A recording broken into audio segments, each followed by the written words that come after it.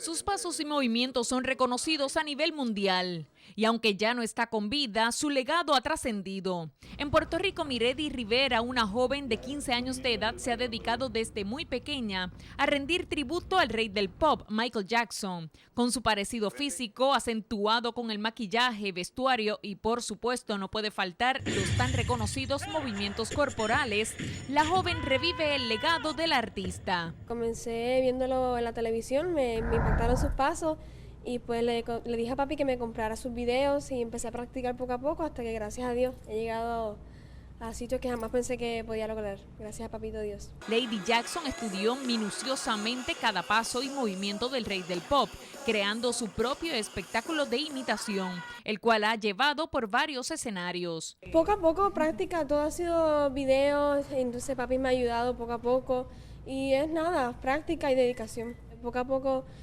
voy imitando los movimientos, miro y trato de copiar lo más posible al paso de Michael Jackson, pero es todo, como te dije, dedicación y mucha práctica.